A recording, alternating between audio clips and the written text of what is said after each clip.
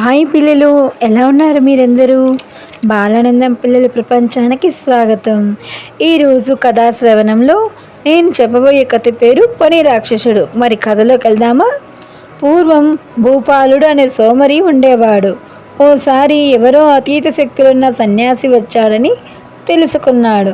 ఆయన దగ్గరికి వెళ్ళి తనకు మాయా సేవకుడు కావాలని, తను చెప్పిన ప్రతి పని పూర్తి చేయాలని కోరాడు. ఆ సన్యాసి, చూడు నాయనా, నువ్వు యువకుడివి, నీకు సేవకుడితో ఏం పని? చక్కగా నీ పని నువ్వు చేసుకుపో అన్నాడు. నీకు శక్తులు లేవన్నమాట. ఉంటే నేను అడిగినది ఇవ్వవెందుకు అన్నాడు భూపాలుడు. దీంతో చేసేది లేక ఆ సన్యాసి యువకుడు చెవులు ఏదో మంత్రం ఉపదేశించాడు.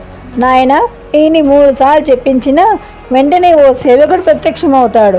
అతనికి నిత్యం ఏదో ఒక పని చెబుతూ ఉండాలి సుమా, లేకపోతే నిన్నే చంపేస్తాడు అన్నాడు ఆ సన్యాసి.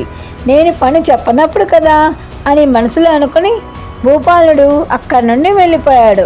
ఇంటికెళ్ళాక 3 సార్లు ఆ మంత్రాన్ని చెప్పించాడు. వెంటనే ఓ రాక్షసుడు ప్రత్యక్షమయ్యాడు. ఓ అందమైన భవనాన్ని నిర్మించమన్నాడు. అరక్షణంలో అక్కడ పాలరాతి భవనం తయారైంది. దాని నిండా డబ్బు నగలు ఉండాలని ఆజ్ఞాపించాడు. మరుక్షణంలోనే అన్నిటినీ రాక్షసుడు సమకూర్చాడు. ఇలా ఏ పని చెబితే ఆ పని చేశాడు. కాసేపటి తర్వాత ఇంకేం చెప్పాలో భూపాలుడికి అర్థం కాలేదు. ఆలోచించలేపే, నాకు వెంటనే ఏదైనా పని చెప్పు, లేదంటే నేను నిన్ను మింగేస్తాను అన్నాడు ఆ రాక్షసుడు. దీంతో భయంతో పరుగున ఆ సన్యాసి దగ్గరికి వెళ్ళాడు.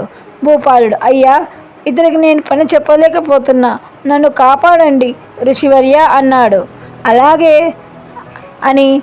అలాగైతే ఈ రాక్షసుల సాయంతో నువ్వు ఇప్పటి వరకు పొందినవన్నీ మాయమైపోతాయి, సరేనా అన్నాడు సన్యాసి. దానికి భూపాలుడు ఒప్పుకున్నాడు. తన కమండలంలోని నీటిని ఆ రాక్షసుడి మీదకు చల్లాడు సన్యాసి. వెంటనే రాక్షసుడు అంతర్ధానమయ్యాడు. అంతర్ధానం అంటే మాయమైపోవడం. అతడు ఇచ్చిన భవంతులు, సంపద కూడా మాయమైపోయాయి. భూపాలుడు అప్పటి నుంచి కష్టించి పని చేయడం అలవాటు చేసుకున్నాడు. చూడండి పిల్లలు, సోమర్తనం అనేది పనికిరాదు. ఈ కథలు మనం కష్టించి పని చేసుకుంటే ఏదైనా బాగుంటుంది అంటే మీరు కూడా కష్టపడి చదవాలన్నమాట. అర్థమైందా పిల్లలు?